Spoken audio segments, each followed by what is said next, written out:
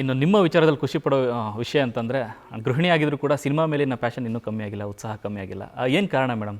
ಏನೇ ಇದ್ರೂ ಸಿನಿಮಾ ಮಾಡಬೇಕು, ನಿರಂತರತೆ ಇರಬೇಕು ಅನ್ನೋಂಥದ್ದು. ಅಲ್ಲ, ಗೃಹಿಣಿಗೂ ಸಿನಿಮಾಗೂ ಸಂಬಂಧನೇ ಇಲ್ಲ.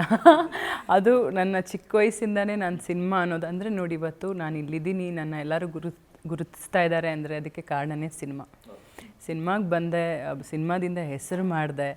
ಸೊ ಸ್ವಲ್ಪ ವರ್ಷ ಸಿನಿಮಾದಿಂದ ದೂರ ಕೂಡ ಉಳಿದಿದ್ದೆ. ಸೊ ಆ ಸಿನಿಮಾ ಅನ್ನೋದು ನನಗೆ ಇಷ್ಟು ದೊಡ್ಡ ಮಟ್ಟಕ್ಕೆ ತಗೊಂಡೋಗಿದೆ, ಹೆಸರು ತಂದು ಕೊಟ್ಟಿದೆ ಅಂದರೆ ಅದನ್ನು ಮರೆಯೋಕ್ಕಂತೂ ಸಾಧ್ಯನೇ ಇಲ್ಲ. ಅದಕ್ಕೆ ನಾನು ಯಾವಾಗಲೂ ಹೇಳ್ತೀನಿ, ನನಗೆ ಎಲ್ಲಿವರೆಗೂ ಒಂದು ಏಜ್ ಅನ್ನೋದಿರುತ್ತೆ, ಅಂದರೆ ಸಿನಿಮಾ ಮಾಡ್ಬೋದು, ಒಂದು ಹೀರೋಯಿನ್ ಆಗಿ ಮಾಡ್ಬೋದು ಅಂತ ನನಗೆ ಒಂದು, ಅಂದರೆ ನಿಮ್ಗೆ ಗೊತ್ತಲ್ಲ, ಒಂದು ಫೇಸ್ ಅನ್ನೋದು ಒಂದು ಏಜ್ ಆಗ್ತಾ ಅದು ತೋರಿಸ್ಬಿಡುತ್ತೆ ಏಜ್ನ. ನಾವು ಡಯಟ್ ಮಾಡಲಿ, ಏನೇ ಕಂಟ್ರೋಲ್ ಮಾಡಲಿ, ಆ ಏಜ್ಗೆ ಹೋಗುವಾಗ ಫೇಸಲ್ಲಿ ಗೊತ್ತಾಗ್ಬಿಡುತ್ತೆ. ಸೊ ಎಲ್ಲಿವರೆಗೂ ನನಗೆ ಹೀರೋಯಿನ್ ಪಾತ್ರ ಮಾಡೋಕ್ಕಾಗುತ್ತೆ? ಒಂದು ವೇಳೆ 50 ವರ್ಷ ಆಯಿತು ನನಗೆ ಅಂದ್ಕೊಳ್ಳಿ, ಆ 50 ವರ್ಷಕ್ಕೆ ತಕ್ಕಂತೆ ಏನಾದರೂ ಪಾತ್ರಗಳು, ಇವಾಗ ಕೆಲವು ಸಿನಿಮಾಗಳು ನೋಡ್ತೀನಿ, ಇಂಗ್ಲೀಷ್ ಸಿನಿಮಾಗಳಲ್ಲಿ ಇರುತ್ತೆ ನೋಡಿ, ಅಂದರೆ ಆ್ಯಕ್ಷನ್ ಸಿನಿಮಾಗಳು ಈ ಥರ ಎಲ್ಲ 50 ಇಯರ್ಸಲ್ಲೂ ಸಹ ಮಾಡ್ತಾರೆ ಮೇಂಟೈನ್ ಮಾಡಿದ್ರೆ. ಸೊ ನಾನು ಅಣ್ಣನಿಗೆಲ್ಲ ಹೇಳೋದು ಅದೇ ಮನೆಯಲ್ಲಿ, ಆ ಥರ ಸಿನಿಮಾನು ನನಗೆ 50 ವರ್ಷ ಆದ್ರೂ ನನಗೇನಾದರೂ ಒಳ್ಳೊಳ್ಳೆ ಸಿನಿಮಾ ಬಂದರೆ ಖಂಡಿತವಾಗ್ಲೂ ಮಾಡ್ತೀನಿ. ಇಲ್ಲ ಅಂದರೆ ಹೀರೋಯಿನ್ಗೆ ಸ್ಟಾಪ್ ನಾನು. ಅದಾದಮೇಲೆ ಪ್ರೊಡಕ್ಷನ್ ಮಾಡ್ತೀನಿ. ಏನಾದರೂ ಅವಕಾಶ ಸಿಕ್ಕಿದ್ರೆ ಡೈರೆಕ್ಷನ್ದು ಸ್ವಲ್ಪ ಆಸೆ ಇದೆ, ಫ್ಯೂಚರಲ್ಲಿ ಮಾಡಬೇಕು ಅಂತ.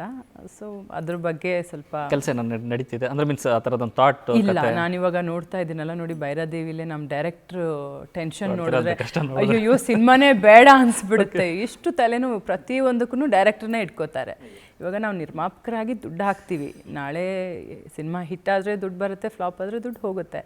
ಬಟ್ ಸಿನಿಮಾ ಮಾಡ್ತಾ ಇರುವಾಗ ಕಂಪ್ಲೀಟ್ ಆ ಟೆನ್ಷನ್ ಯಾರ ಮೇಲೆ ಇರುತ್ತೆ ಅಂದರೆ ಡೈರೆಕ್ಟರ್ ಮೇಲೆ. 27 ವಿಭಾಗಗಳನ್ನು ಯಾವುದೇ ತಪ್ಪಾದ್ರೂ ಕೊನೆಗೆ ಹೋಗಿ ಹಿಡಿಯೋದೇ ಡೈರೆಕ್ಟರ್ನ.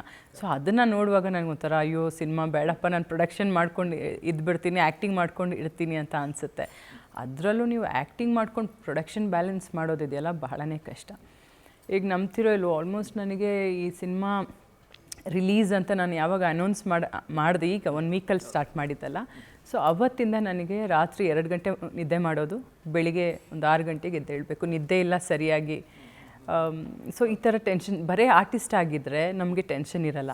ನಮ್ಗೆ ಈ ಟೈಮ್ಗೆ ನೀವು ಪ್ರಮೋಷನ್ಗೆ ಬನ್ನಿ ಅಂತಾರೆ, ಒಳ್ಳೆ ಸ್ಟೈಲಾಗಿ ಡ್ರೆಸ್ ಮಾಡಿಕೊಂಡು ಜ್ಯುವೆಲ್ರಿ ಎಲ್ಲ ಹಾಕ್ಕೊಂಡು ನಾವು ಆ ಟೈಮ್ಗೆ ಸ್ಪಾಟಲ್ಲಿ ಇರ್ತೀವಿ ನಾವು. ಸೊ ಪ್ರೊಡಕ್ಷನ್ ಅಂದರೆ ಏನು, ಅಲ್ಲಿ ಪ್ರತಿಯೊಂದು ನಾವು ಗಮನದಲ್ಲಿ ಇಟ್ಕೋಬೇಕು. ಏನು ಅವ್ರು ಏನು ಊಟ ಮಾಡ್ತಾರೆ, ಅವ್ರಿಗೆ ಏನು ಕೊಡಬೇಕು, ಬಂದಾಗ ಅವ್ರನ್ನ ವೆಯ್ಟ್ ಮಾಡಿಸ್ಬಾರ್ದು, ಬ್ಯಾಕ್ಗ್ರೌಂಡ್ ಏನು, ಆ್ಯಂಕರ್ ಯಾರು, ಪ್ರತಿ ಒಂದು ಟೆನ್ಷನ್ ಇರುತ್ತೆ. ಲಾಂಚ್ ಮಾಡೋಕ್ಕೆ ಸೆಲೆಬ್ರಿಟೀಸ್ ಯಾರು ಕರೆಸಬೇಕು. ಸೊ ಈ ಥರ ಟೆನ್ಷನ್ ನಮಗೆ ಲೋಡ್ ಮೈಂಡಲ್ಲಿ ಜಾಸ್ತಿ ಇರುತ್ತೆ. ಸೊ ಹಾಗಾಗಿ ಒಂದೊಂದು ಸಲ ಅನ್ಕೋತೀನಿ ನಾವು ಪ್ರೊಡಕ್ಷನ್ ಮಾಡೋದಿದ್ರೆ ಬರೀ ಪ್ರೊಡಕ್ಷನ್ನೇ ಮಾಡೋಣ, ಇಲ್ಲ ಹೀರೋಯಿನ್ ಆಗಿ ಮಾಡೋದಂದರೆ ಬೇರೆ ಬ್ಯಾನರಲ್ಲಿ ಹೀರೋಯಿನ್ ಆಗಿ ಮಾಡೋಣ ಅಂತ ಎಷ್ಟೋ ಸಲ ಅನಿಸುತ್ತೆ ನನಗೆ. ಯಾಕೆ ಪ್ರಶ್ನೆ ಕೇಳಿದೆ ಅಂತಂದರೆ, ಈ ಕಡೆ ಜವಾಬ್ದಾರಿಗಳು ಸಾಕಷ್ಟಿದೆ, ಮಗಳನ್ನ ನೋಡ್ಕೋಬೇಕು, ಇದೆಲ್ಲದರ ಮಧ್ಯೆ ಸಿನಿಮಾ ಹುಡುಕಾಟ, ಕಥೆಗಳು ಕೇಳೋದಾಗಲಿ ಮತ್ತೊಂದೆಲ್ಲ ತುಂಬ ದೊಡ್ಡ ಚಾಲೆಂಜಿಂಗ್ ಅದು. ಹೌದು. ಬಟ್ ಏನಂದರೆ ನನಗೆ ಇಂಟ್ರೆಸ್ಟ್ ಇರೋದ್ರಿಂದ ಅದು ಚಿಕ್ಕ ವಯಸ್ಸಿಂದನೇ ನನ್ನ ಜೊತೆ ಬಂದುಬಿಟ್ಟಿದೆ ಸಿನಿಮಾ ಅನ್ನೋದು. ಹಾಗಾಗಿ ನನಗೆಲ್ಲೋ ಅದು ನನಗೆ ಕಷ್ಟ ಅಂತ ಅನ್ನಿಸ್ತಾ ಇಲ್ಲ. ನಿಜ ಹೇಳಬೇಕಂದ್ರೆ ನನಗೆ ಬೇರೆ ಯಾವುದೇ ಬಿಸ್ನೆಸ್ಗೆ ಹೋದ್ರೂ ನನಗೆ ಅಲ್ಲಿ ಖುಷಿ ಅಂತ ನನಗಿಲ್ಲ. ಬಟ್ ಸಿನಿಮಾ ಅಂತ ವಿಷಯಕ್ಕೆ ಬಂದಾಗ ನನಗೆ ಏನೋ ಒಂದು ಖುಷಿ ಸಿಗುತ್ತೆ.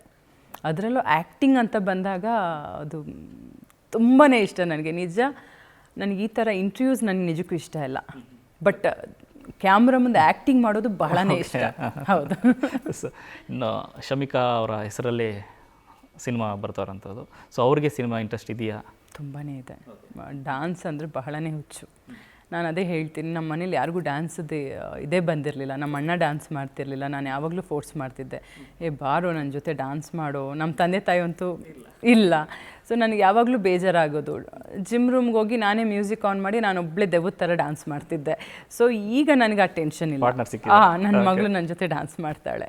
ಸೊ ಹಾಗಾಗಿ ಅದೊಂದು ಖುಷಿ, ಅಂದರೆ ಪಾರ್ಟ್ನರ್ ಇದ್ದಾರಲ್ಲ ಜೊತೆಯಲ್ಲಿ. ಸಿನಿಮಾಗೆ ಬರ್ತಾರೆ. ಸಿನಿಮಾ ಆ್ಯಕ್ಚುಲಿ ಈ ಭೈರಾದೇವಿ ಸಿನಿಮಾದಲ್ಲೇ ಆ್ಯಕ್ಟ್ ಮಾಡಬೇಕಿತ್ತು. ಒಂದು ದಿವಸ ಏನಾಯಿತು, ನಮ್ಮ ಡೈರೆಕ್ಟ್ರು ಶ್ರೀಜಯ್ ಅವರು ನೋಡಿಬಿಟ್ಟು ಮಕ್ಕಳು ಈ ಸಿನಿಮಾಗೆ ಚೆನ್ನಾಗಿರ್ತಾರೆ, ನೀವು ಮಾಡಿಸ್ತೀರಾ ಅಂತ ಕೇಳಿದ್ರು. ನಾನು ಯಾವುದೋ ಇದರಲ್ಲಿ ಇಲ್ಲ ಅಂತ ಹೇಳೋಕ್ಕಾಗಲ್ವಲ್ಲ, ಓಕೆ ಅಂದ್ಬಿಟ್ಟೆ. ಓಕೆ ಅಂತ ಹೇಳಿದೆ. ಅವಳಿಗೊಂದು ಎಮೋಷ್ನಲ್ ಒಂದು ಸೀನ್ ಕೊಟ್ಟರು, ತಂದೆ ಮಗಳು ಮಧ್ಯದಲ್ಲಿ ನಡೆಯುವಂಥ ಒಂದು ಎಮೋಷ್ನಲ್ ಸೀನ್ ಕೊಟ್ಟರು. ನಾನು ಕನ್ಸು ಮನಸ್ಸಲ್ಲೂ ಅಂದ್ಕೊಂಡಿರಲಿಲ್ಲ ಅವಳಿಗೆ ಆ್ಯಕ್ಟಿಂಗ್ ಬರುತ್ತೆ ಅಂತ. ಯಾವ ರೀತಿ ಆ್ಯಕ್ಟಿಂಗ್ ಮಾಡಿದ್ಲು ಅಂದರೆ ನಾನೇ ಆಶ್ಚರ್ಯಪಟ್ಟೆ. ನಾನೇ ಗ್ಲಿಸರಿನ್ ಹಾಕ್ತೀರಾ ನಾನು ಸಿನಿಮಾದಲ್ಲಿ ಅಳ್ತಾ ಇದ್ದವಳು.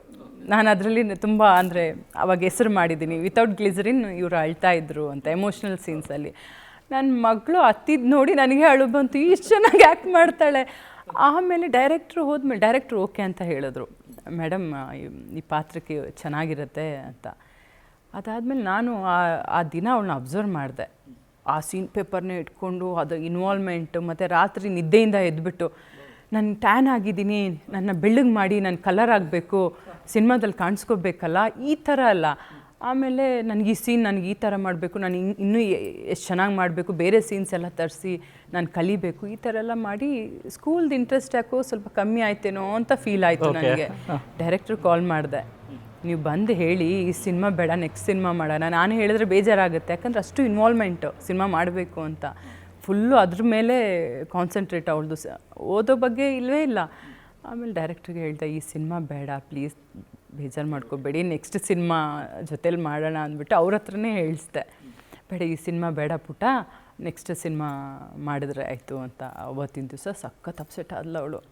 ನಾನು ಹೇಳಿದೆ, ನೋಡಿ ಏನೋ ಬೇರೆ ಏನೋ ವಿಷಯ ಅಂತೆ, ಏನೋ ಸುಳ್ಳು ಹೇಳ್ಬಿಟ್ಟು ಸಮಾಧಾನ ಮಾಡಿ ಅದನ್ನು ಹಂಗೆ ತಪ್ಪಿಸ್ಬಿಟ್ಟೆ. ಯಾಕಂದರೆ ನನಗೆ ಭಯ ಆಯಿತು, ಓದ ಕಡೆ ಗಮನ ಹೋದರೆ, ಓದೋದು ಈಗ ಎಜುಕೇಷನ್ ಅನ್ನೋದು ತುಂಬ ಇಂಪಾರ್ಟೆಂಟ್ ಆಗಿದೆ ಈಗ. ಸೊ ಅದಕ್ಕೋಸ್ಕರ ಫಸ್ಟ್ ಎಜುಕೇಷನ್ ಕಂಪ್ಲೀಟ್ ಮಾಡಲಿ, ಆಮೇಲೆ ಬೇಕಿದ್ರೆ ಸರ್ಪ್ರೈಸ್ ಆಗಿ ಯಾವುದಾದ್ರೂ ನಮ್ಮ ಬ್ಯಾನರಿಂದನೇ ಒಂದು ಸಿನಿಮಾ ಅನೌನ್ಸ್ ಮಾಡೋಣ ಅಂದ್ಬಿಟ್ಟು ಸೈಲೆಂಟ್ ಆದೆ. ಅಂದರೆ ಅಫಿಷಿಯಲಿ ಒಂದು ರೀತಿ ನಿಮ್ಮ ಸಿನಿಮಾ ಮೂಲಕನೇ ಡೆಬ್ಯೂ ಆಗಿದ್ದಾಗಿದ್ದಾರೆ. ನಾನು ಕ್ಯಾಮ್ರಾ ನೋಡಿದ್ದೆ, ನನ್ನ ಪ್ಲ್ಯಾನ್ ಇದೆ, ಬಟ್ ಅವಳ ಮೇಲೆ ಡಿಪೆಂಡ್ ಆಗಿದೆ ಅಲ್ಲ. ಅವಳಿಗೆ ಇಷ್ಟ ಇದ್ದರೆ ಸಿನಿಮಾದಲ್ಲಿ ಕಂಟಿನ್ಯೂ ಮಾಡೋದಿದ್ರೆ, ಸಿನಿಮಾ ಬರೋದಿದ್ರೆ ಬರ್ಬೋದು, ಇಲ್ಲಾಂದರೆ ಟೆನ್ನಿಸ್ ಪ್ಲೇಯರ್ ಆಗಬೇಕು ಅಂತ ಆಸೆ ಇದೆ. ಸೊ ಹಾಗಾಗಿ ಅವಳ ಮೈಂಡಲ್ಲಿ ಚಿಕ್ಕ ವಯಸ್ಸಲ್ಲೇ ನಾನು ಟೆನ್ನಿಸ್ ಪ್ಲೇಯರ್ ಆಗಬೇಕು, ಟೆನ್ನಿಸ್ ಕಲಿಬೇಕು ಅನ್ನೋದು ಒಂದು ಫಿಕ್ಸ್ ಮಾಡ್ಕೊಂಡಿದ್ದಾಳೆ. ಸೊ ಹಾಗಾಗಿ ಟೆನ್ನಿಸ್ ಕೂಡ ಕಲಿತಾ ಇದ್ದಾಳೆ. ಯಾವ್ದು ಇಂಟ್ರೆಸ್ಟ್ ಇದೆ ಅವಳಿಗೆ, ಓದಿನ ಜೊತೆಲಿ ಕಂಟಿನ್ಯೂ ಮಾಡ್ಕೊಂಡು ಹೋಗಲಿ ಅಂತ ಹೇಳಿದ್ದೀನಿ. ನಾನು ಯಾವುದಕ್ಕೂ ಫೋರ್ಸ್ ಮಾಡಲ್ಲ, ಯಾಕಂದರೆ ನನ್ನ ಲೈಫಲ್ಲಿ ಯಾವತ್ತೂ ನನ್ನ ತಂದೆ ತಾಯಿ ನನಗೆ ಫೋರ್ಸ್ ಮಾಡಿಲ್ಲ, ನೀನು ಇಂಥದ್ದೇ ಮಾಡು, ಇದೇ ಮಾಡಬೇಕು ಅಂತ ಯಾವತ್ತೂ ಫೋರ್ಸ್ ಮಾಡಿಲ್ಲ. ಹಾಗಾಗಿ ನಾನು ಸಹ ನನ್ನ ಮಗುಗೆ ಫೋರ್ಸ್ ಮಾಡಲ್ಲ. ನ್ಯೂಸ್ ಫಸ್ಟ್, ನಿರ್ಭೀತಿಯಿಂದ ನಿಮ್ಮ ಪರವಾಗಿ.